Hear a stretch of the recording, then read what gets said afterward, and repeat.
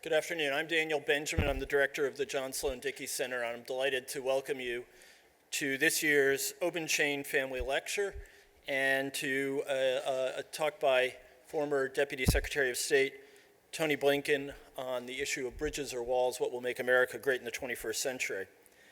Let me begin by thanking Bill Obenshain and his family for supporting this great issues lecture. Bill is right here up front. And Bill is the chairman of the Dickey Center's Board of Visitors. And as I like to say, he is the platonic ideal of a chairman of the Board of Visitors. Precisely like his predecessor, Sandy McCulloch, who I hope is here as well and certainly was meaning to be here. Previous Obenshain family lectures have included former Deputy Secretary of the Treasury, Neil Wolin, and former Assistant Director of USAID, Alex Thier. So this is a truly great series that we have going, and Tony Blinken is a fitting addition to it. I also want to begin by congratulating everyone who's here on their wisdom in attending this event in the face of competing opportunities. For the very few of you who don't know, Cornel West, an academic of some repute, is speaking in Filene today. I'm sure the video will be available later. This is a chronic problem we have at Dartmouth, or the Athens of New Hampshire, as we might call it. And it's a particular challenge for the Dickey Center. And I will recall that when Undersecretary of State Wendy Sherman, a good friend of Tony Blinken's, was here not too long ago to discuss the Iran nuclear deal, she was up against Renee Fleming. And I'm really pleased to say that she too had a full room. And so there are some very, very wise people here. Now, comparisons, of course, are invidious. But in the context of this competition of great events, I wanted to repeat one of my favorite quotations from Henry James' Portrait of a Lady, which seems relevant, although it may seem odd in this context. Introducing the heroine, Isabel Archer, James writes, 19 persons out of 20 pronounced Edith, that is Isabel Archer's sister, infinitely the prettier of the two, but the 20th, beside reversing this judgment, had the entertainment of thinking all the others aesthetic vulgarians. Now, I would never make any such judgment on any other event, but I do think that you are all showing the insight of that 20th person, so thank you very much. Anyway, it's a real delight to welcome Tony Blinken here today, and I confess it is a bit of a challenge to introduce a friend of more than 35 years, and indeed, it's a challenge just getting past the horror of that numeric fact. Nonetheless, Tony and I first met as cub reporters on our college newspaper, and I might add that was a small college in Cambridge, Massachusetts, though if I can coin a phrase, there are those of us who loved it. In the dozen years that followed, Tony studied and then practiced law, worked as a journalist, and even produced a movie or two before we found ourselves literally working cheek by jowl as two of President Clinton's foreign policy speechwriters. During this period, although I was engaged to be married, I spent more time with Tony than anyone else alive. And while it was grueling, it was a glorious and fun time, I think, for both of us. Tony's career since that time is nothing short of astonishing. After being a speechwriter, he became senior director at the National Security Council staff for European affairs. After having the equivalent of a cup of coffee at the think tank I was working at then, the Center for Strategic and International Studies, he was quickly snaffled up to become the staff director of the Senate Foreign Relations Committee in 2002, beginning a long association with Senator Joe Biden, and beginning an incredible 24 years of nonstop work at the highest levels of the policy world. He accompanied Vice President Biden to the White House and was his national security advisor there. He later served as Susan Rice's deputy national security advisor, possibly the most grueling job in the federal government. And in 2015, he was confirmed by the US Senate as Deputy Secretary of State. I think it's important to understand that throughout this period during which he was in the small group known as the deputies, he was one of the half dozen people who really make our government work. Principals, that is those famous secretaries of agencies are, of course, vital, but they're the public face, and it's the deputies who are in the engine room, working virtually every issue until it's ready for the president. As a State Department official, I had the pleasure of watching Tony's influence grow, and I was always grateful to have the ability to consult with him and benefited on a number of occasions from his intercession on various issues. And during this time, and for many years after, when I was up here in Hanover and I was talking to colleagues back in Washington, the universal refrain I would hear was, "Thank God for Tony." He was involved in, as I said, every issue and was an incredible force for steering the interagency to good choices and perhaps even more importantly, away from bad blunders. He showed wisdom, balance, and the ability to see around corners as well as grace under pressure. And he also had an unfailing sense of the critical moral choices that were involved in policy and the need to act with resolve when the really important matters were at stake. And I'd like to give you one example right now.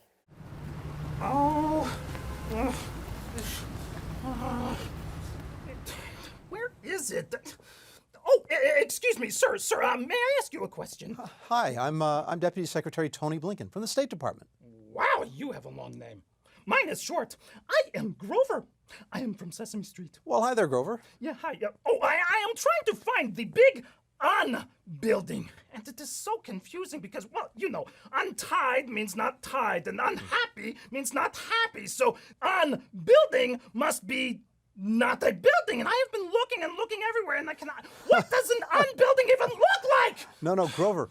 It's not the UN building, it's the UN building. UN stands for United Nations, a place where nations or countries from all over the world come together to cooperate on important issues. I knew that. You know, this is the week that all nations come together. It's called the General Assembly. And one of the issues we're going to talk about is something really important. Refugees. Oh, Deputy Secretary Tony Blinken from the State Department. I know all about refugees. You do? Of course I do. They are the ones who wear striped shirts and blow whistles at soccer games. No, Grover, that's referee. I'm talking about refugees. These are people who've had to leave their homes because life in their countries was not safe for them. Grover, can you imagine how difficult it would be to have to leave your home? No, I cannot. I would never want to leave Sesame Street. I cannot imagine leaving my apartment or my pet turtle Rufus behind. Well, Grover, sadly, refugees have to leave everything behind. Communities, schools, friends, even all of their favorite things. And all kinds of people are refugees. And even though they come from many different places, they're just like you and me. Oh, like my friends on Sesame Street. We are all different in some ways, but in a lot of other ways, we're the same. That's right. And we all have something to learn and gain from one another, even when it doesn't seem at first like we have much in common. I know exactly what you mean. For example, I am cute and fuzzy and blue. You, on the other hand, well, you are cute enough, I suppose, but not very fuzzy, just on the top of your head, and you are not blue at all. But I like you, Deputy Secretary Tony Blinken from the State Department. Well, thank you, Grover. I like you too. Oh, now let us go and tell everyone that refugees are just like us. Let's do it. Yeah!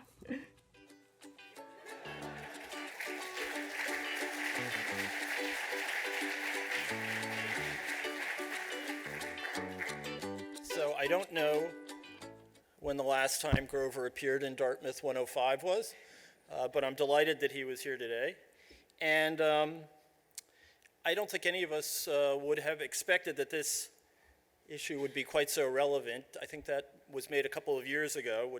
This issue would remain so relevant, but it is, and it in fact leads to Tony Blinken's talk today. And in some ways, I would contend his whole career has been leading to this theme, and in some ways has been a variation on these themes. When we were speechwriters in the 1990s, some of these issues were already there, and we spent a lot of time writing for President Clinton about speeches that he gave on the threats of isolationism and the importance of America's role in the world, and that issue is more present than ever before. And now, whether we are inside NAFTA or not, whether we are tearing up the Iranian nuclear deal or not, whether we are building a wall or shutting out Muslim refugees from some of the most awful places on the world, on earth, These are really the key moral concerns of the day. And I have to say, all of these fall under the issue that Tony will, or under the rubric that Tony will address today.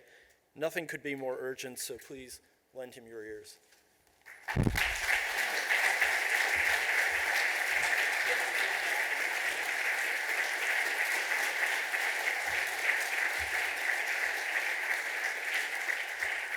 Well, thank you all very, very much. And clearly I need to quit while I'm ahead. I'm actually reminded of the predicament that Allen and Rossi found themselves in. And for those of you who don't remember Allen and Rossi, that's actually kind of the point. They were the act that followed the Beatles on the Ed Sullivan Show. Following Grover, not a good thing to do. But it is wonderful to be here. This is not the overflow room for Cornell West, just in case anyone came in late. But I'm grateful for being here today. I'm grateful to the Dickey Center for inviting me in this 35th anniversary year. But even more for what the center does every single day to train the next generation of globally engaged Americans. No mission could be more important at this time in our history. And I'm honored to give a lecture named for Bill Obenshain, the center's chairman, and as a leader in academia, in business, as a Navy veteran, truly a global citizen. And finally, I'm particularly grateful to my friend of many, many years, Dan Benjamin, a friend inside and outside of government, as you've heard, and in my experience, a true diplomat, not only in profession, but in character and in heart, something I imagine that he's inspiring in many of the students here at Dartmouth. As Dan said, we did meet at this other institution just down the road in Massachusetts. We did spend hours together on the school newspaper writing editorials that no one read. And we did serve as speechwriters together in a very small office for Bill Clinton. In fact, we were part of a very little-known affirmative action program that President Clinton ran, because the three foreign policy speechwriters were Bob Borston, Dan Benjamin, and myself from three different Harvard classes. I have to tell you, though, just walking around here today reminded me of what an extraordinary community this is, both intellectually and just as a place of incredible natural beauty. And I have to tell you that it is wonderful to be 500 miles from Washington, D.C. It's never felt quite this good. I was telling Dan last night, I think the last time I was here was for the Democratic presidential debate in 2007 with Joe Biden. And actually, it's a funny story. This is toward the end of the primary season. Some of you may have been at that debate. And at this point, Biden was pretty much out of money. And so was Chris Dodd, who was also running. And they pooled their resources and rented a plane from Washington to get up here. And we got to the airport at National, and we found this rather ancient twin-engine Cessna propeller plane. Probably been around for 35 or 40 years. Looked a little shaky. And right next to it on the runway was a gleaming Gulfstream jet. Nicest plane in the world. And we had a little bet. Who's going to get on that plane? Is it going to be Hillary Clinton or Barack Obama? And sure enough, 5 minutes later, Senator Obama saunters over, jacket over his shoulder, looks at us, gives us a big smile, waves, and gets on the Gulfstream. I had a pretty funny feeling how that was all going to end.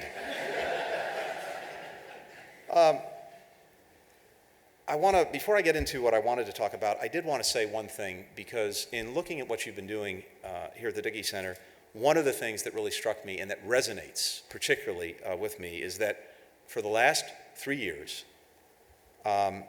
you've hosted young African leaders here in Dartmouth on campus through what I think is probably, if you ask President Obama his greatest achievement, he'd probably point to this, the YALI program, the Young African Leaders Program.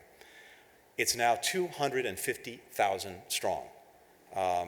It's in a remarkable community, and it has sister networks now in Latin America and Southeast Asia. And it's connecting very, very dynamic young people throughout the region to the United States and, importantly, to each other. But its success is due to institutions like the Dickey Center and Dartmouth that are challenging, empowering, and mentoring the next generation of global leaders. And I've got to say, I'm really, really thrilled to hear that Dartmouth will be hosting another cohort of fellows this summer. I hope that the administration keeps this going.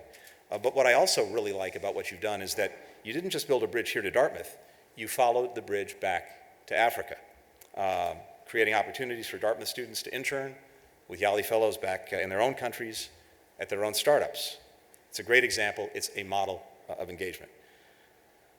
Now, the namesake of this remarkable institution, John Sloan Dickey, was also a remarkable member of the greatest generation. And this generation of Dartmouth students, some of whom I've had the opportunity to meet with today, they may well be the most talented generation. But they and you, who are part of that generation, are inheriting a world in extraordinary flux, in which the premises that Dickey operated from and the principles that he helped to establish are under unprecedented challenge. And that's what I'd like to talk about today. Everywhere I've been over the last couple of years in my old job as Deputy Secretary, but especially right here in the United States and across the Atlantic in Europe, I've seen a great debate playing out, a great division rooting itself. And that division is not between left and right. It's not between Republican and Democrat. It's not between liberal and conservative. Rather, it's between those who, confronting the dizzying forces of change, think that the best response is to play a good defense, to hunker down, to protect themselves, versus those who think that the best answer is to remain open and connected and try to shape these forces of change to the best of our ability to our advantage. In short, it's the difference between those who see the best answer to everything going on in the world as building walls and those who believe we need to continue building bridges. Now, this debate, as I said, is cutting across communities here in the United States. We've seen it very visibly in our most recent election, and in Europe, and in other parts of the world. And what I'm seeing is this: the pace and scope of global change, fueled by technology, the unbridled flow of information, the erosion of borders, is creating among so many of our fellow citizens a sense of chaos, of confusion, and vulnerability. If you add to the mix the fact that the bounty of progress is not evenly shared and distributed, then you add fear, resentment, and anger. And all of this is happening at a time when power is shifting among, below and beyond nation states in ways that we've never seen before. Rising new powers, but also all sorts of new actors, corporate chieftains, mayors of megacities, super-empowered groups and individuals. These are all new actors who have the ability, as never before, to actually veto outcomes. And that means that it's become harder for traditional institutions, a national government, an international organization, to actually get things done, to deliver results. And that, in turn, fuels a crisis of confidence in those institutions, which increasingly become delegitimized. So in the midst of this maelstrom, the wall builders are able to play on understandable popular concerns. And in these concerns, suddenly a refugee becomes a threat to your security, an immigrant a threat to your identity, a trade agreement or an innovation a threat to your job. And the alliances and international organizations that have been part of our lives for 70 plus years, they simply become more of a burden than a benefit, entangling us in other people's problems, bringing along a bunch of free riders who take advantage of our relative wealth, and sucking in resources that could better be spent right here at home. You put all of that together, and it's given rise to a new nationalism, protectionism, sovereignty, identity, and the policies that flow from that, undercutting free trade, undercutting immigration, undercutting globalization, undercutting engagement with alliances and international organizations, undercutting the effort to share our values more broadly around the world. And so we're at this moment, at least in my judgment, where we have on the one hand advocates for an open, connected America and an open, connected world where we're trying to build as best we can win-win outcomes, versus those who would close things down and put us into a more Hobbesian world where the only outcomes are zero-sum. Now, this is not a new debate, as many of you know. We've had it before, and it is very useful, I think, to start by recalling some of the lessons that we learned. Because after all, those who forget history are condemned to retweet it. After World War I, we retreated, despite President Wilson's best efforts. An economic crisis emerged. We became protectionist. Dictators began to rise in Europe. We became isolationist. And what resulted in part was a global economic depression, a world war, and a genocide. After World War II, we got a do-over, a rare thing, and we had a choice. We could come home, and some of you who are members of that generation know the intense desire, after having done so much, sacrificed so much, invested so much, to come home. Or, having emerged as the unchallenged power around the world, we could decide to impose our will on others. Or we could do something else, which is, of course, what we did. We could take the lead in shaping an international system with rules, with norms, with institutions that gave others a voice and a vote and actually bound us to those very same rules and obligations. And of course, on one level, this was counterintuitive because it seemed to constrain our own power and ability to have our own way. But it took away the incentive that countries would otherwise have to bandwagon against us, as throughout history countries would do when one power emerged above all others. And it created win-win situations where the strength and success of other countries was to our benefit. And of course, this system that we helped build was characterized by the free and secure flow of people, goods, ideas and information and capital through institutions that we helped to build via rules that we helped to shape. Now, of course, as we all know, there was a big gap between the ideals of that system and its reality. We suffered for decades after, through colonialism, apartheid, our own ideals in Southeast Asia and Latin America in particular did not reach full expression for a long time. And of course, there remain civil wars and proxy conflicts around the world. But I think most of us would probably agree that we got the big picture right.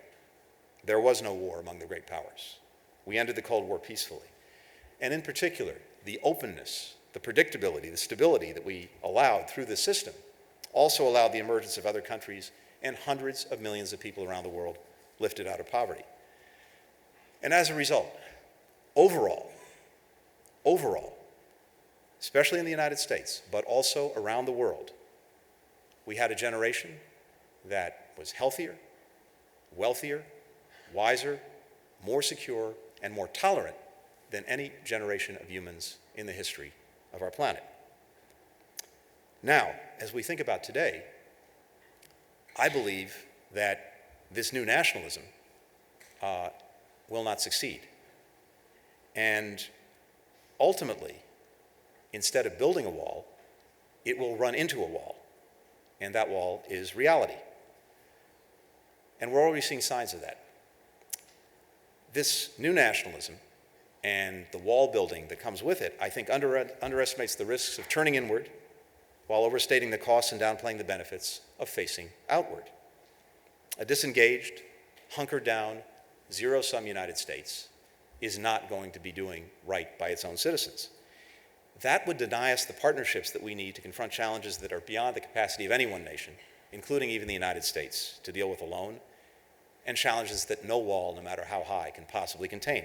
Epidemics that defy frontiers, hackers that leap firewalls, terrorists that form global networks, aggressors who ignore borders, rogue actors that amass intercontinental missiles, oceans that rise, a planet that warms.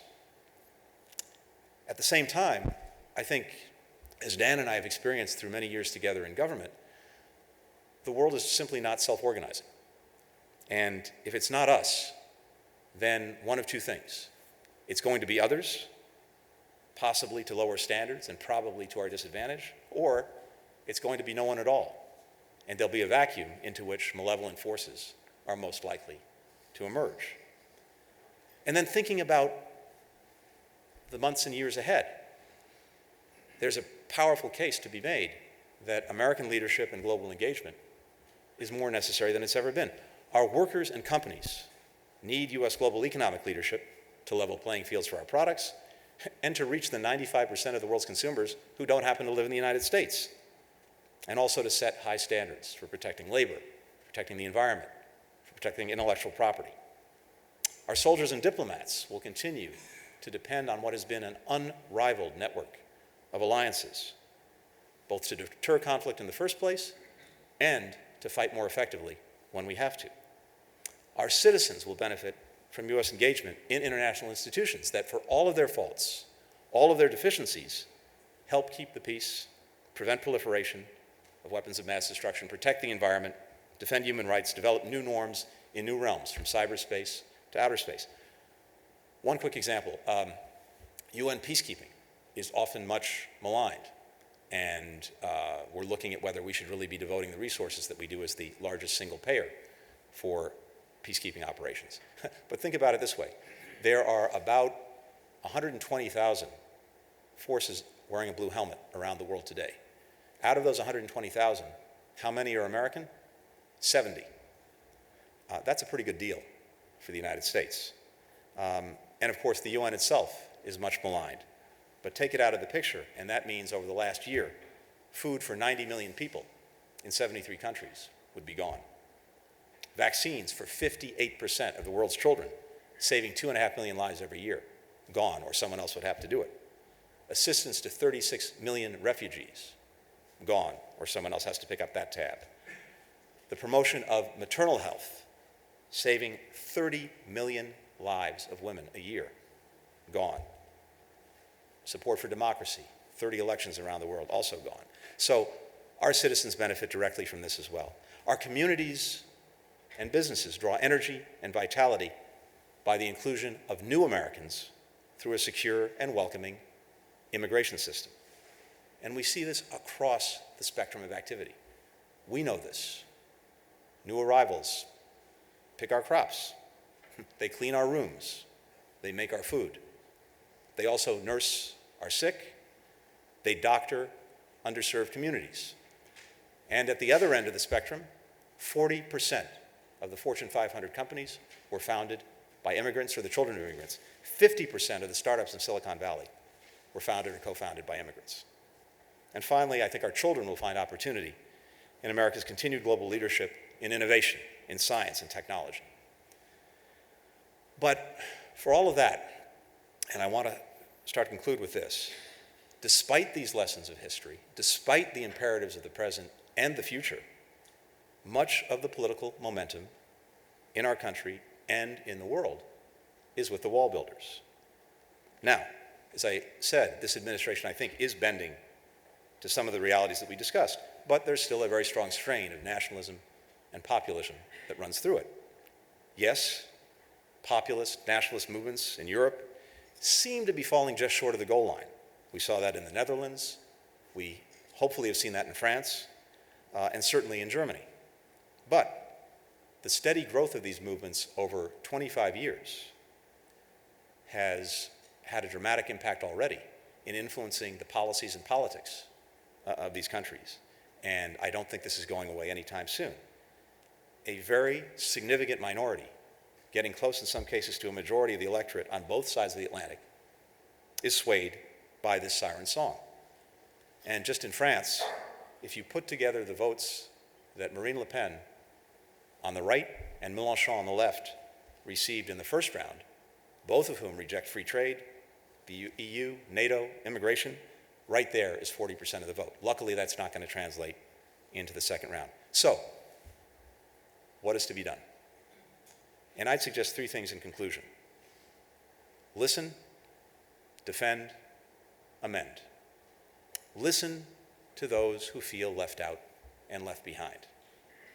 It's not really progress if too many of our fellow citizens feel that they're not a part of it. And that means for those of us at extraordinary institutions like Dartmouth, or less extraordinary institutions like Washington, D.C., we need to get out of the East Coast and the West Coast. And we need to engage. And we need to have a dialogue. And we need to have a conversation, not a monologue. And Dan and I have been talking a little bit about that. And we also need to demonstrate that while the government's not really expected to solve every problem, it is at least expected to show that it understands that there's a problem. Second, defend. We have to take, I believe, much greater pride and show much greater conviction in the merits of this system that we built up over the last 70+ years. History is important. Facts are still important, but they're not enough.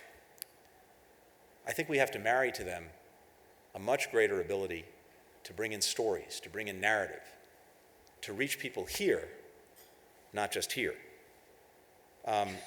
We've seen this at play, and we've seen these incredible pendulum swings that have resulted from storytelling in different ways. One quick example.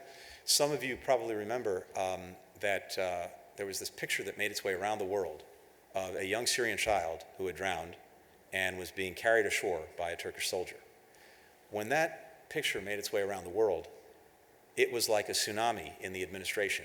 We got an incredible deluge of calls, emails, mail, you name it, saying, let them all in. You've got to let all the Syrians in. This is terrible. 3 weeks later, the attack in San Bernardino. A refugee wasn't involved, didn't matter.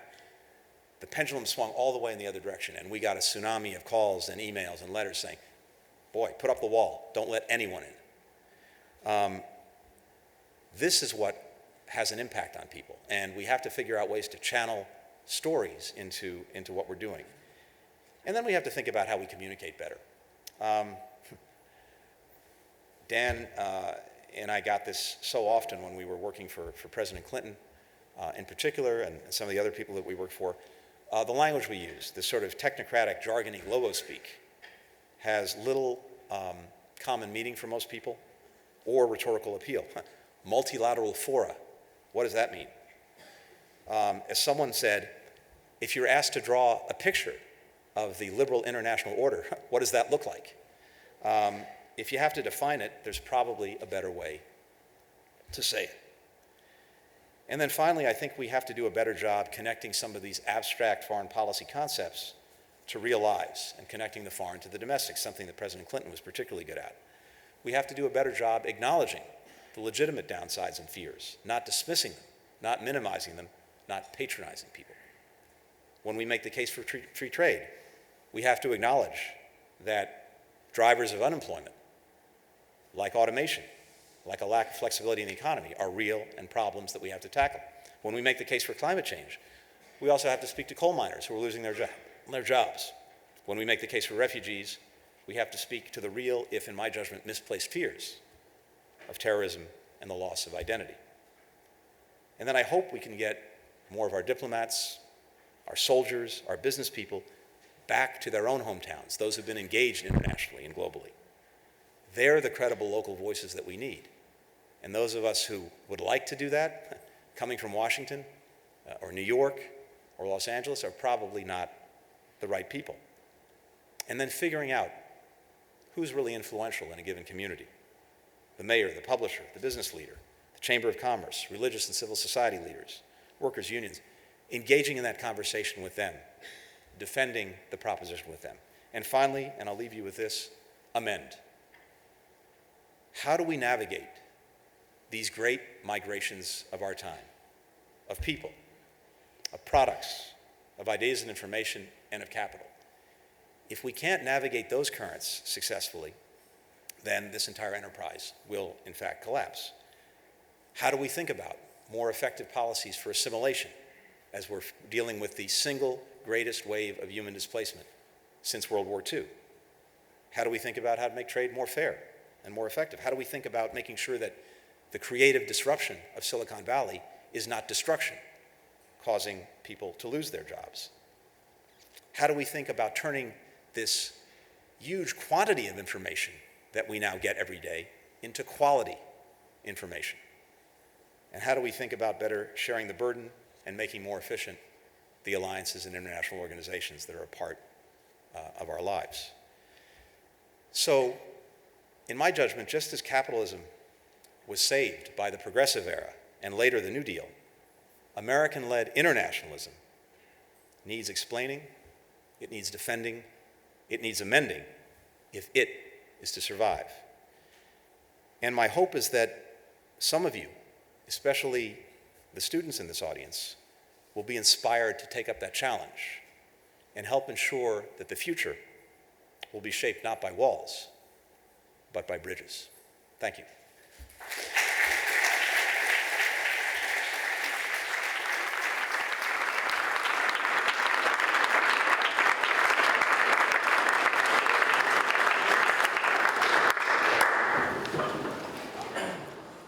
You know, I'd forgotten, you write a pretty good speech.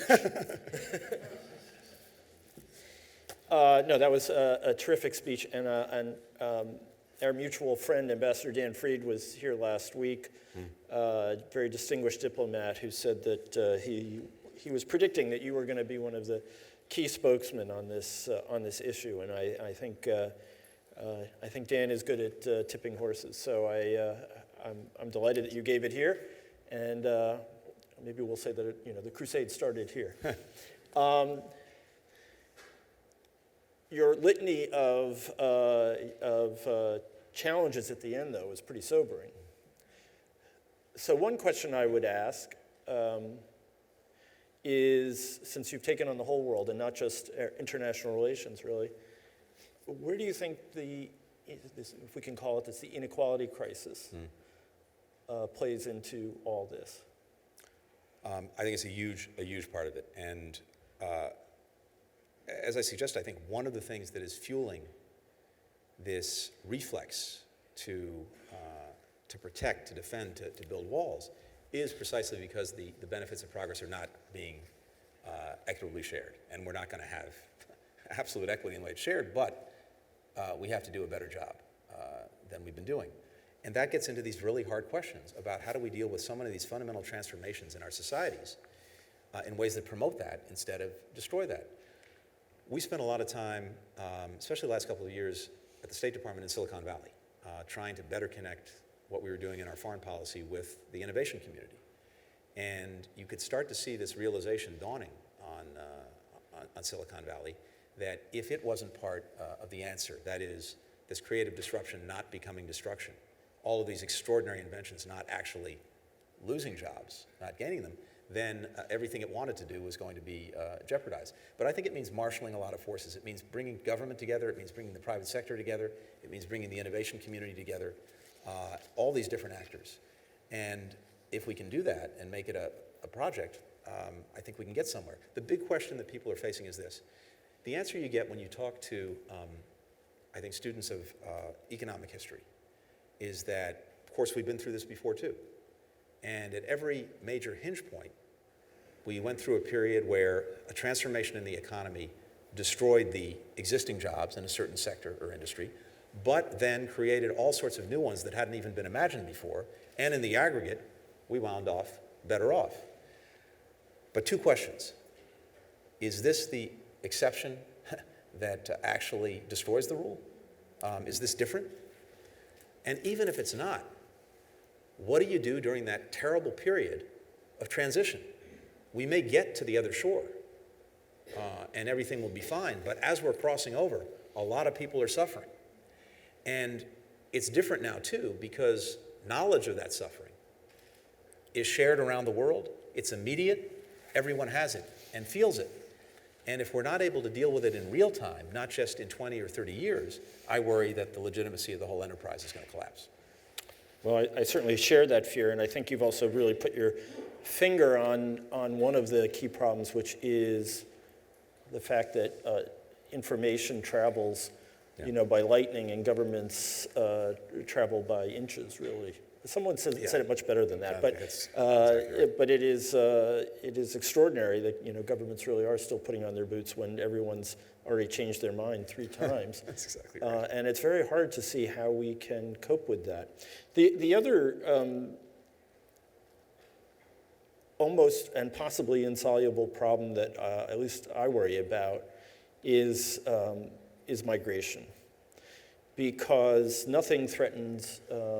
I think our institutions, not our institutions so much in the United States right now, but I think if there is a dagger pointed at the European Union, More than anything else, it's the inability to manage the migration crisis. And the European Union, let's face it, is one half of the West. And it's been impressive how in Austria, in Holland, in France, the forces of moderation have prevailed. But it's not like there's a margin there. And who is going to solve this? And we certainly are going in the wrong direction in that, as you said, we're building walls. Any solution to the migration problem requires a grand bargain that distributes people who cannot go home. Exactly. And I don't know, you're smarter. How are we going to get out of this one? Dan, I think you put your finger on it. This, more than almost any other problem I can think of, demands some kind of collective response. It's beyond the capacity of any one country to deal with, or any one country to really hide from. Right. Because try as we might to be an ostrich, to put our head in the sand, the various ramifications of this mass migration of people is going to come and bite us. As I said, we now have the largest wave of human displacement since World War II. There are more people on the move in this world having been displaced from their homes, 70 million, than at any time in the last 70 years. And if you put them all together in one country, it would be the 24th largest country on earth. It would be bigger than Spain, bigger than South Korea. And managing that has to be done, I think, at a collective level. So we tried to make a dent in this, and there's a lot to be said about it, but at the last United Nations General Assembly of President Clinton's term, back in September, Obama, excuse me, thank you. We had a special session on refugees, and convened by President Obama. And instead of asking people to show up and sit around the table and just say, oh boy, this is a terrible problem, what are we going to do about it? He insisted that in order to come to the table, they actually had to bring something with them. And we asked for commitments in 3 areas. A commitment to put more resources into the international humanitarian assistance system, which is dramatically underfunded. And we got commitments from 52 countries that added up to basically doubling what had been done in the system the year before. Second, we asked for commitments to double the number of people around the world legally resettled in one fashion or another. We got those commitments. And third, he asked that frontline countries, the countries that were receiving refugees, in the case of Syria, for example, Turkey, Lebanon, Jordan, that they make commitments globally to give 1 million more kids the opportunity to go to school in their countries, and 1 million more adults the opportunity to work with work permits. And we would support them in various ways. We got those commitments now. We have to follow through. They have to be implemented. But these are practical things that can be done. And as you said, distributing this, the burden Equally, of the pain. But let me say this. More than any other issue I've dealt with, this has really been one that was personal to me. And I think we're all, so much a product of our own family stories. And of course, if you're not a Native American, you're an immigrant. And in my case, as I suspect the case is for so many people here, I have a grandfather, my father's father, who fled pogroms in Russia, came to the United States, was welcomed here, built a life, contributed, sent 3 of his sons to that institution down the road in Massachusetts. A stepmother, Jim was a colleague of, who fled communist Hungary, literally at night in a train, and was welcomed in the United States and built a remarkable life and gave back to refugees. And Dan knows my late stepfather, who passed away a year ago. He was born in the town of Białystok, Poland, and he went to school with 900 children. He was the only survivor of that school. And he lost his entire family in the Holocaust, and he spent 4 years in the concentration camps. At the very end of the war, he was on a death march in Bavaria out of one of the camps, and he'd been at Auschwitz, Dachau, Majdanek, the greatest hits. And he was on this death march, and he made a run for it. And he and a couple of his friends somehow made it into the forest in Bavaria. And they hid out, and then a couple of days later, they heard this rumbling sound. And they looked out from where they were hiding. And instead of seeing the dreaded swastika, they saw a 5-pointed white star on a tank. And my stepdad ran for the tank, which was crazy because there was actually a battle going on, made it to the tank. The hatch opened up, and an African-American GI looked down at him. And he got down on his knees, and he said the only 3 words that he then knew in English that his mother had taught him: God bless America. And the GI lifted him into the tank, into freedom, into the United States. That's the country I know. That's the country that I believe in. That's the country that I want to see do the same thing in this 21st century that it did even in fits and starts in the 20th. For those of you, I don't think you mentioned Sam's name. Sam Pizarro, Tony's stepdad, was really one of the most impressive people I ever met. And if you ever get a chance, read his memoir, who's Blood and Hope, of yeah. Blood and Hope. I'm sure there are also lots of videos of him available. He, for example, did the Bernstein Kaddish around the world with many different orchestras, and was really a remarkable figure. So, you're touching on something that actually I also felt acutely in the last year,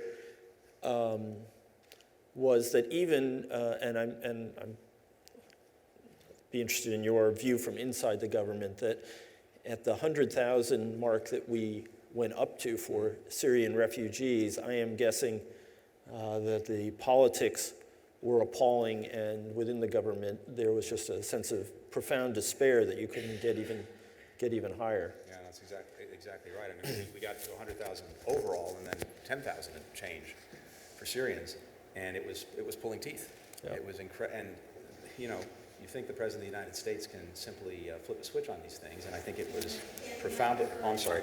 Did we lose the mic? Is that better? No?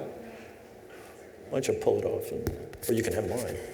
How's that? Or is it dead? All right, well, I'll try and project. I think even for the President of the United States, can't just flip a switch and get this done. I think it was a profound frustration for President Obama that he couldn't do more to raise the ceiling overall for refugees and specifically for Syrians. But, there's a flip side to this. Our first obligation to our fellow citizens and government is to their security.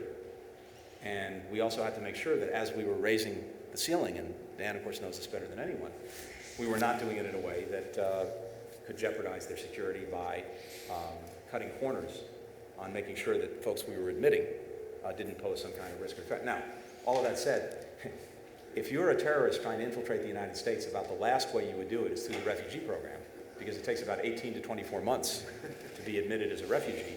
You may as well get a tourist visa or a work visa or something else, and you get in a lot more quickly. Yes, as I'm never tired of pointing out, that's kind of loud, isn't it? We know more about Syrian refugees coming into our country than we do about the president's finances. So maybe I will pull that down. So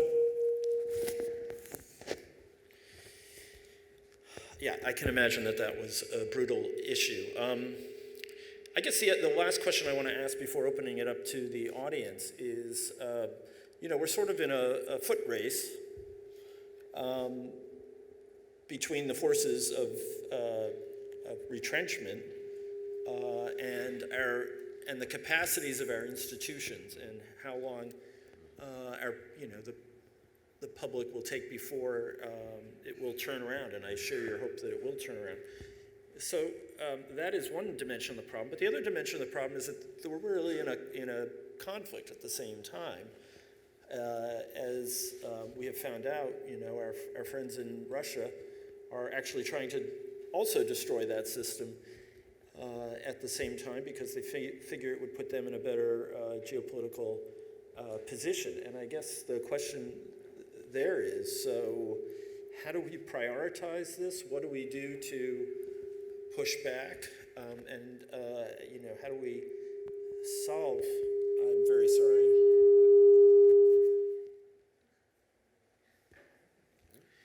I don't know how we're going to solve any problems without understanding technology better anyway. So, anyway, how do we play this three-dimensional game of chess? Any insights would be welcome. If you hear a Russian voice come over the...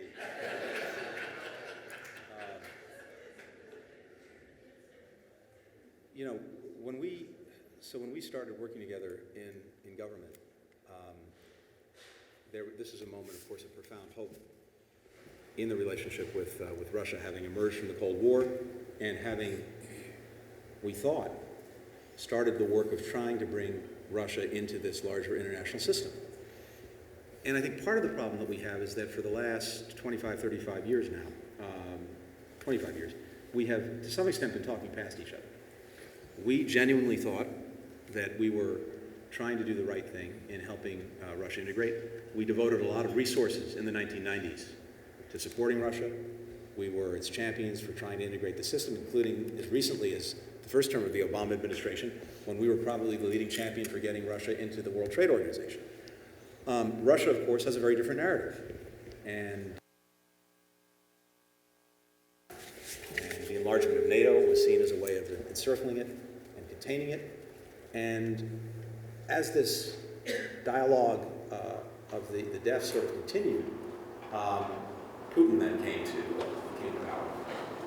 And I think there were opportunities that were probably missed on both sides to have a better relationship, but I fear that where we are now is, it's hard to see how we actually recover, because I believe that whereas we could have made this work some time ago, right now Mr. Putin has concluded that he really is in a zero-sum game with us, by which I mean that from his perspective, the success of the West is the failure of the illiberal system that he's put in place in Russia, and conversely, the strength of his system hopefully can be the weakness of the West. He has an interest in undermining the institutions that we live by, in order in part to show to his own people that his model is no worse than any other, that everyone lies and cheats and steals, and that the imperfections of our system are such that they should have wanted in Russia.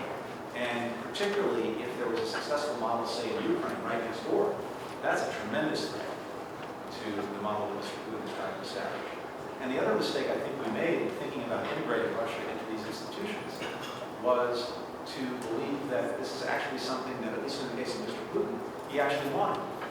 Because in order to sustain the system that he's built, to sustain this autocracy, he has to make sure that he has the resources coming in, especially as the economy is not working, to be able to keep people basically satisfied, not thinking. And also, We'll have 6 or 7 by the end. and also to continue to basically pay off the elites. And if he's integrating into an international system that has rules and norms and transparency, that undercuts everything that he actually needs to do to sustain his power. So it's a long way of saying I fear that we're in, at least for the foreseeable future, in a more confrontational posture. That doesn't mean that there are not places where we can't cooperate out of sheer mutual self-interest. And I continue to believe, ironically, that Syria may be one of them. But if we are not standing up and defending these institutions and standing up for their legitimacy and their credibility, we will be doing Mr. Putin's work for him. One final point on this. You all followed the sort of crazy moment when the congressman who was leading the effort to investigate the Russia issue, Congressman Nunes, had this extraordinary foray to the White House to reveal information that apparently was provided to him by the White House to try apparently to justify President Trump's claims that President Obama had wiretapped him. And thankfully, he finally recused himself from this process. But the reason that was so important, the reason it was so dangerous, and the reason, thankfully, that he recused himself is, again, because what Putin was trying to do with our election principally was to undermine confidence in the system. Any investigation of that effort, there was a premium on making sure that it had credibility, that it had legitimacy. And if it didn't, if it actually raised more questions and doubts than it answered, it would be doing exactly what President Putin was trying to achieve. Okay, with that, we will now open it up for questions.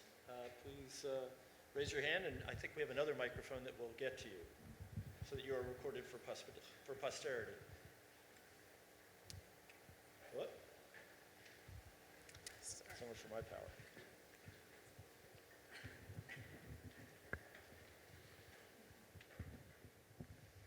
Hi. I had a question regarding China and U.S.-Chinese relations. In recent years, we've seen China's rise as an economic superpower and China's growing aggression in the region over claims in the South China Sea. How important is it for the U.S. to maintain its presence in the region, and how do you expect U.S. presence in the region to affect U.S.-Chinese relations as China continues to grow economically and presumably militarily? Thank you very much. My operating premise in answering this question is that the relationship between the United States and China is too big to fail.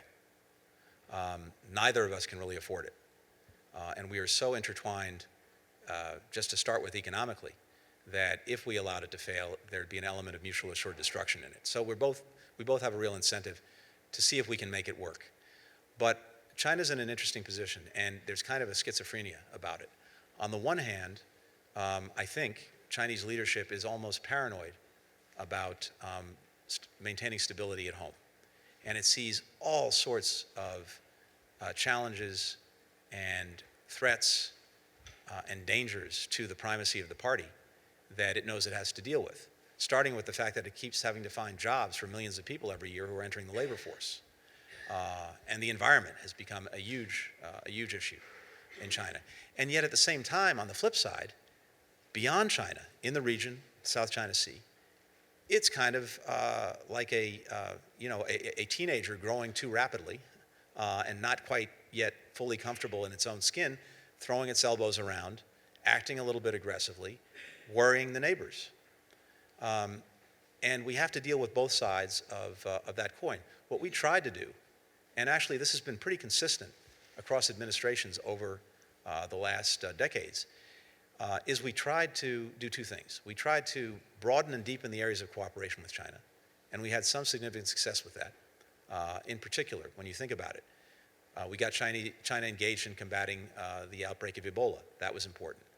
We got them very engaged in playing a leadership role on climate change, and that led to the Paris Agreement. And of course, now it's led to China surpassing us as a champion of dealing with climate change. We worked together on the Iran nuclear deal very, very productively.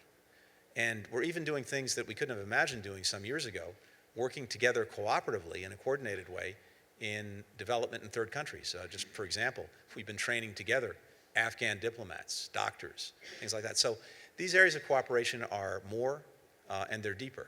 But at the same time, we thought it was very necessary to confront directly our differences, including over something like the South China Seas, in an effort ideally to resolve them, but if not resolve them, at least manage them and avoid any conflict and avoid falling into what the Chinese love to talk about, the Thucydides trap.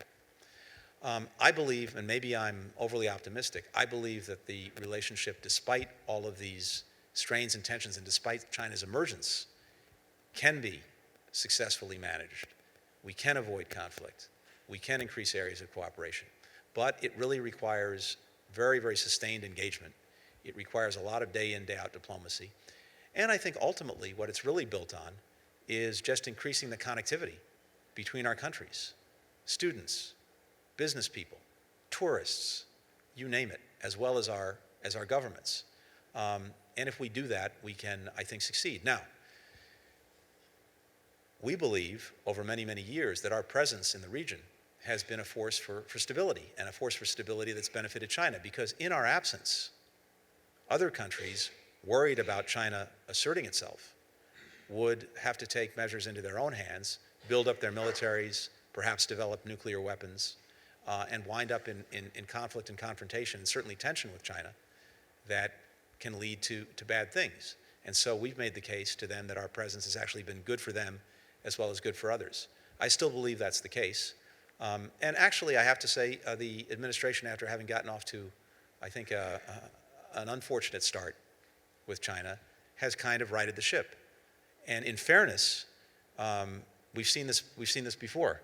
In 1992, when President Clinton was running for election, he was very, very, very tough on China in his rhetoric. And some of you may remember he criticized President Bush for having dinner with the butchers of Beijing. This was after Tiananmen Square. But once he became president, he realized, I think, what we were just talking about, which is too big to fail. The last thing is this. Back in 2007, the then Vice Foreign Minister of China was in Washington, and this was campaign season, and a think tank organized a conversation for him with people who were associated in one way or another with various candidates, and I was there working for Joe Biden, and others were there. And the question I asked him at the time was, you know, the United States for the last 7 years has not really been focused on China. We've been very preoccupied with the Middle East, and I wonder, from your perspective, is that a good thing or a bad thing? And he just laughed. He was very happy for us to leave them alone. So it causes some tension and friction, but I think we both recognize that we have a stake in making this work.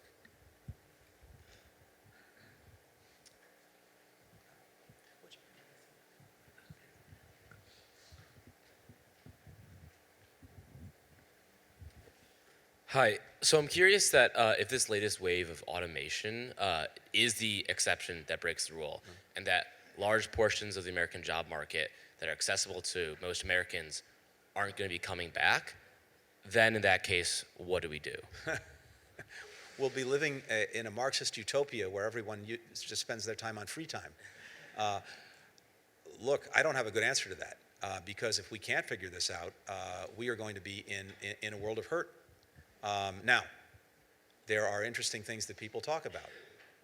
Some kind of guaranteed income, for example, which may be, and some countries are starting to experiment with this, which may be, again, for those of us who are free market capitalists, it's not the first thing that comes to mind, but it may be a way of at least putting a floor under people that allows them the time and the space to see if they can reorient themselves to other pursuits. But you know, I have to admit, we've spent a lot of time over the last 20 years talking about, for example, retraining programs for people who are displaced. And we've not had, at least as far as I can tell, huge success with that. President Clinton, when we were working for him, said, and this was new at the time, you know, people are going to have 7 or 8 different jobs over their careers. And this was coming off of an economy where the sort of model had been, you went to work for one company or one place, and you spent your career there. And I don't think even President Clinton could have imagined then how this process played out. But I really don't have a good answer, because if we can't figure this out, if this is the exception that breaks the rule, it is going to have an impact beyond even what we're experiencing now. And keep in mind, we're in the infancy of this. Artificial intelligence is a newborn at this point. What happens over the next 5, 10, 15 years, you ain't seen nothing yet. Same thing with automation. Now, a lot of work is being done on this, and I think, as I read it at least, the preponderance of the work that I've seen suggests that this won't be the exception that breaks the rule, that if we come up with the right public policy and we come up with the right partnerships between government, the private sector, innovators, we can channel this into creating all sorts of new jobs that we can't even conceive of right now. By the way, the job with the largest projected growth over the next 10 years in this country, wind farm operator technician. So those of you who are thinking about it, It's the right part of the country, too. Okay.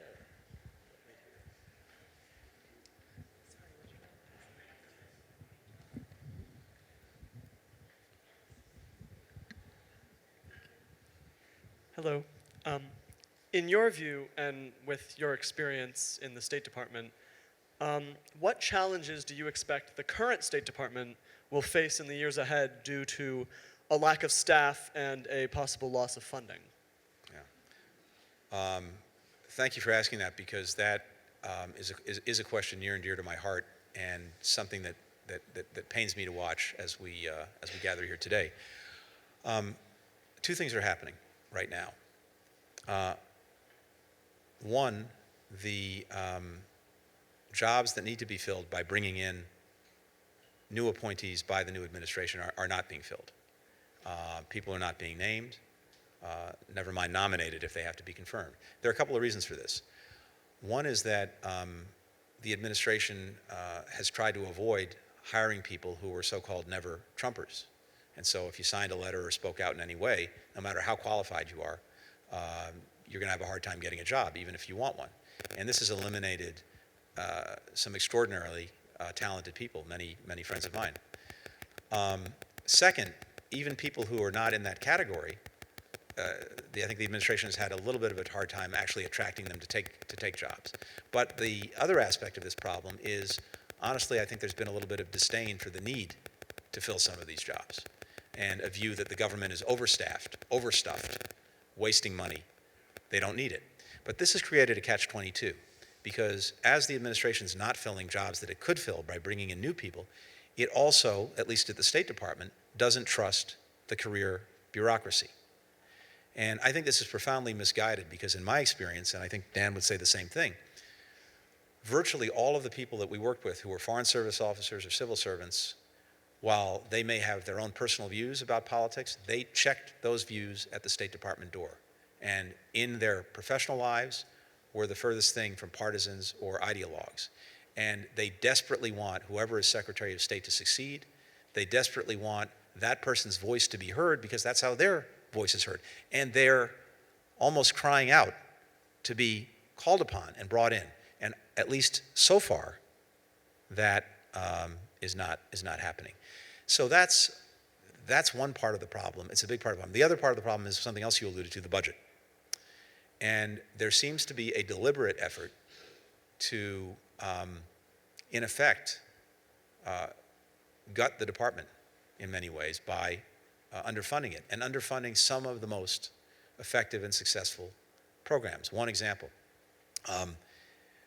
the department or bureau that seems to be number one, or certainly in the top three on the chopping block in this budget, is something called Educational and Cultural Affairs, which happens to be the bureau responsible for managing the YALI program that I talked about earlier.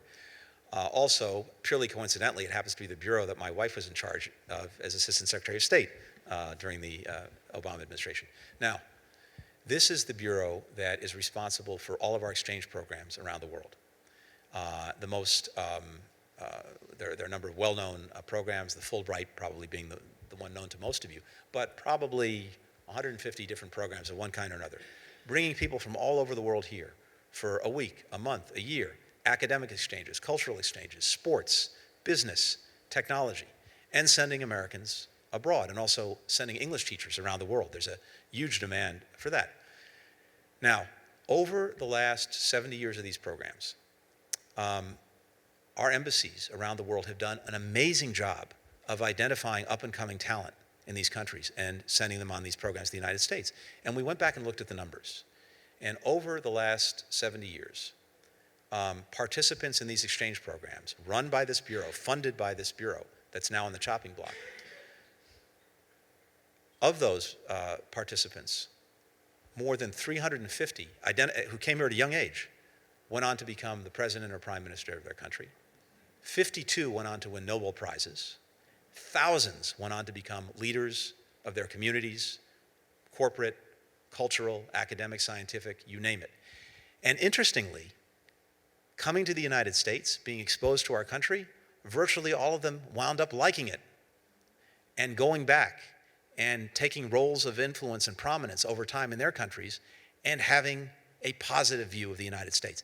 That's probably the single best investment we could make in our foreign relations over time, and it pays off over many years. That's on the chopping block. I think it's a huge, huge mistake.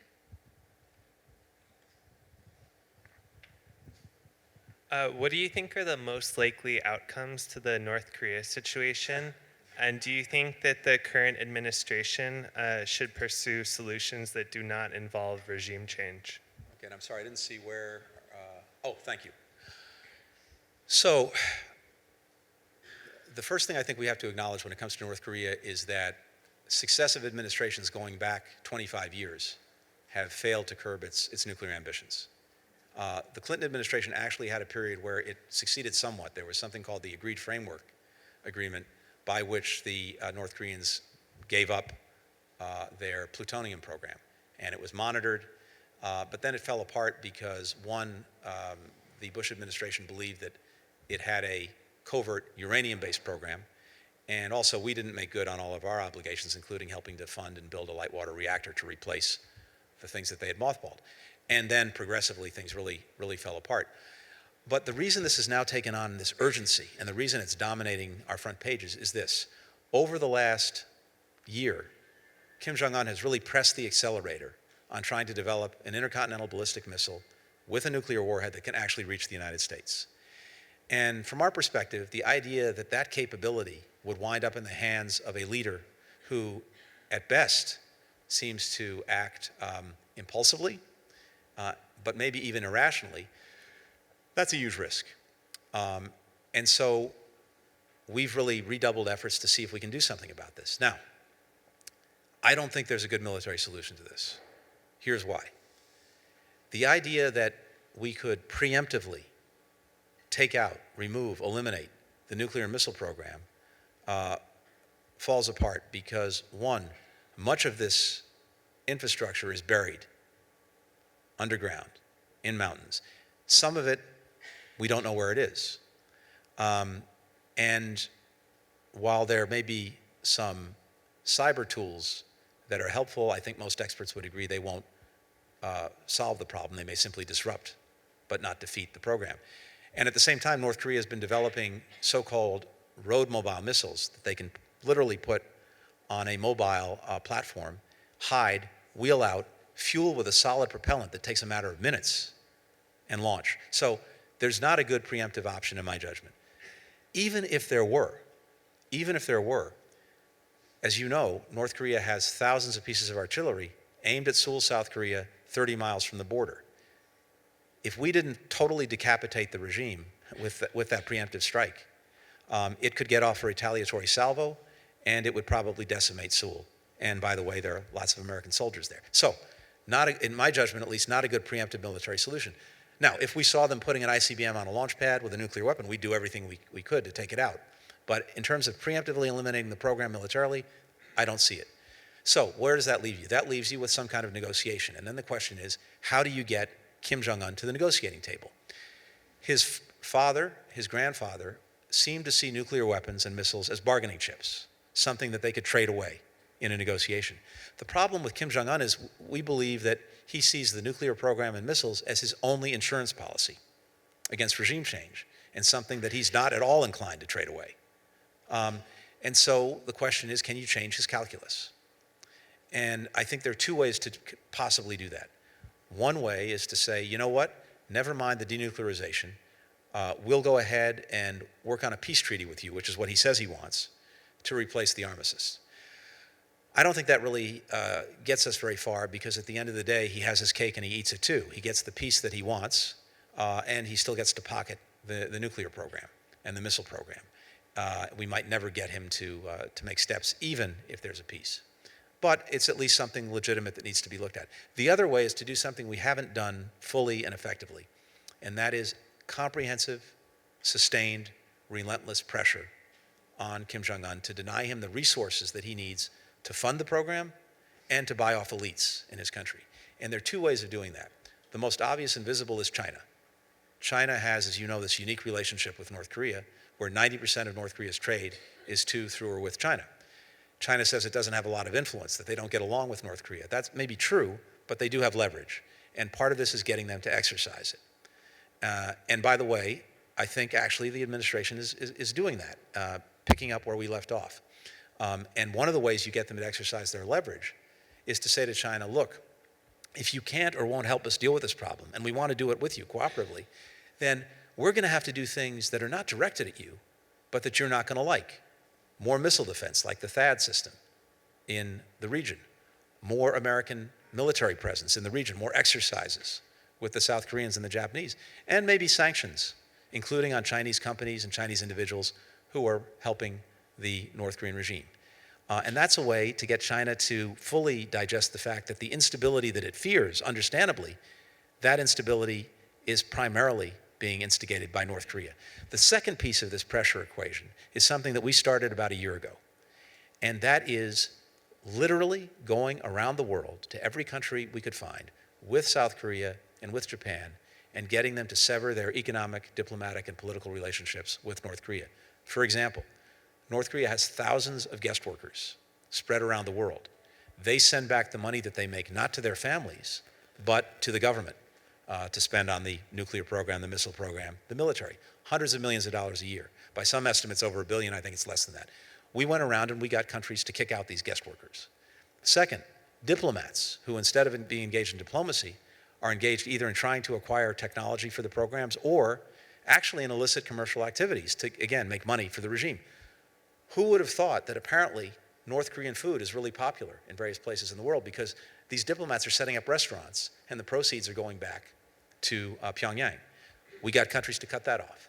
We got them to stop allowing Air Koryo, the North Korean airline, to land, to stop North Korean ships from docking in their ports, all as a way of cutting off any kind of resources going back. So it is possible, and I don't want to exaggerate the probability, it's at best 20%, it's possible that this kind of sustained, comprehensive pressure campaign can get Kim to think, you know what, I better deal. And the deal will not be to roll back his nuclear program anytime soon. I don't think that's going to happen. But what it could be, at least initially, is freezing the testing of his missiles and his nuclear weapons. And that's really important to us because the way he gets to an ICBM with a nuclear weapon that can reach us is through testing. He won't be able to perfect the technology without doing that. So if we can stop that, we can buy some time and buy some space and maybe figure something else out in that period.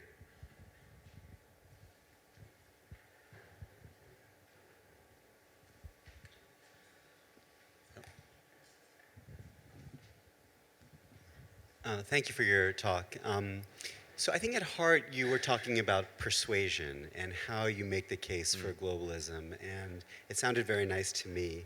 But I'm wondering how you how you put that into practice, whether you have experience. Are you thinking about, doing interviews with Breitbart News, going on a speaking tour in rural Wisconsin and western Pennsylvania and Alabama? Like, do you have a sense of what the obstacles are to making that case, and how do you overcome those obstacles? Yeah. I thought your point about narrative was excellent, but is there more that you've thought about? I think there are a lot of obstacles, and again, we were talking. Dan and I were talking about this just yesterday. Here are some of the obstacles. One is you have to, as I suggested, have credible voices. And while I think it's very important for those of us from institutions like Dartmouth or from Washington or New York to engage around the country on these issues, I don't think that's enough, and we're not necessarily the most credible messengers. So I've seen some very interesting things, but they've never been brought to scale.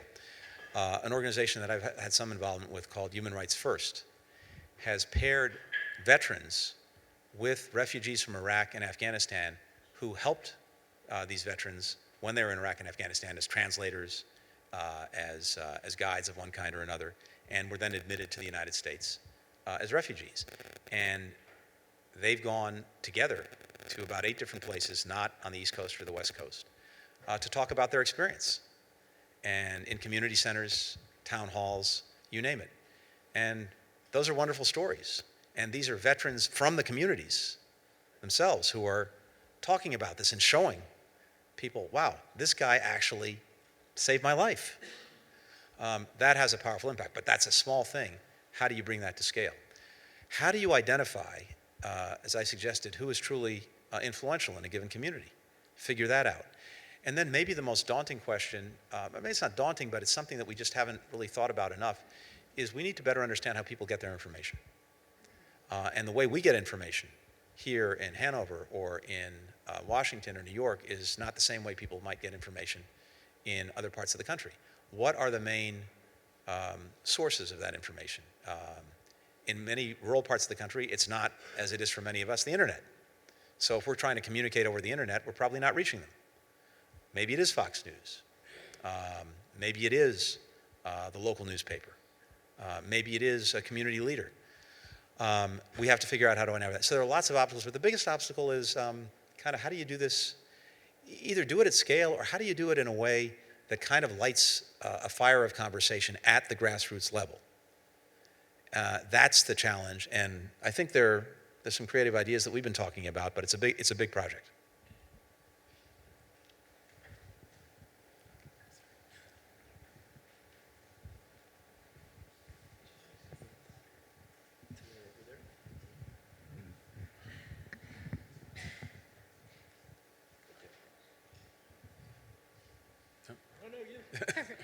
Excellent. So there are two topics of discussion you brought up. First, like free trade being kind of part of the international order, and also the administration kind of stepping back from isolationism. And we've seen these two topics kind of collide recently with President Trump stepping back from his topics that talk about renegotiating NAFTA. So taking that a step further, I was just curious whether you thought TPP could come back in some form, not necessarily in its original form, but potentially through bilateral agreements in order to protect the labor groups in the United States and also those abroad as well. The short answer is I really, really, really hope so. From where I sat, the demise of TPP was one of the worst self-inflicted wounds that I've seen. And it was really, again, from where I sat, take gun from holster, aim at foot, pull trigger. And look, there are very real, very legitimate, very powerful concerns and arguments about free trade in general and some of these agreements more specifically. But the reality, at least as I've experienced it, of the world is this. If we are not leading and shaping these agreements, someone else will. And most times, if it's someone else, they will not be shaping these agreements in ways that move to the highest standards, not the lowest standards, in terms of protecting workers, in terms of protecting the environment, in terms of protecting intellectual property or transparency. So as imperfect as these agreements are, and there are always arguments against them, don't compare me to the almighty, compare me to the alternative. And I think 9 times out of 10, the alternative is going to be worse for workers, for the environment, for intellectual property, for transparency. So and it's important that people are pushing on these issues. They have to push the system. But I also think that, honestly, from where I sit, these absolutist views also defy reality and defy our interests. Now, I can make a very good economic argument for TPP. I can point to the fact that had it gone through, we would have eliminated 18,000 taxes and tariffs on U.S. products, just to cite one thing. But from where I was at the State Department, the strategic interest and value of it was as great as the economic one, because it sent a very powerful and strong message to countries around the region that we were going to be there in the Asia Pacific through good, through bad. And it wasn't just our military alliances that mattered. We were deeply intertwined with them economically, and that was a source of tremendous confidence for many of these countries. Now, China may actually jump into the breach, and it may try to pick this up in its own way, and again, to much lower standards than otherwise would have been achieved. I do think you're going to start to see this happening more on a country-by-country level, but that is, I think, a far more difficult and far more imperfect process than this larger agreement. But I hope what you said is true. I mean, on NAFTA, we heard the president say he was going to tear it up. Now he wants to renegotiate it. And who knows, maybe that was actually an example of him being effective in negotiating, because it prompted calls from Prime Minister Trudeau and President Peña Nieto to him. And so maybe it was actually a good example. But I'm hopeful, and I still think that, again, some basic stuff. 95% of the world's consumers don't live in the United States. Why would we cut ourselves off from them? And we know that jobs in export industries pay a lot better than jobs that are not. And of course, we have something that everyone ignores, these supply chain issues that are beyond what anyone could have imagined 30 years ago. And actually, this gets back to narrative. It's interesting. Cite one example. Roughly 50 cents on the dollar of every Chinese product sold in the United States is actually an American input, or that 50 cents goes back to the United States. And we see these supply chains as so intertwined that the idea that we would get into some kind of protectionist policy would really be to shoot ourselves in the foot. So here's the narrative piece. There was an amazing story in the New York Times, I think it was in January, where the reporter went to a factory, don't hold me to this, I think it was Indiana, but it was somewhere in the Midwest. And what they made were high-end movie theater seats, the best in the world, apparently. And they had the big part of the market for these seats. And the reporter was talking to the folks working in the factory who made these seats and found that 50% of the stuff going into the seats, the springs, the coils, the foam, whatever it was actually made abroad and was being imported into the United States. And he asked the workers, and all of this is kind of narrated in a wonderful way, well, what would happen if we raised taxes or tariffs on all of these inputs? Oh, well, we couldn't compete. I mean, that would just price our seat out of the market. The reason we're able to sell these things around the world is because they're not only the best, they're price competitive. And they're price competitive because half the inputs are coming in as imports. But he did it in a way that actually, with real people, real stories, something real and concrete. Stuff like that makes a difference. Well, I'm afraid that we have reached the witching hour. We could go on for a long time. Now, is Cornell West still going? I want to give people an opportunity. Tony, you may recall that when we were first in the speechwriting business, we spent a lot of time writing about something called A Bridge to the 21st Century. I don't think any of the students here will remember that, probably not having been born, but those who are a little older will remember. And all I can say is that I, for one, am deeply pleased that you're still building the bridges which beat the hell out of the wall. So thank you so much for coming today and for being with us for the Obenshain lecture and for our 35th anniversary. Thank you very much.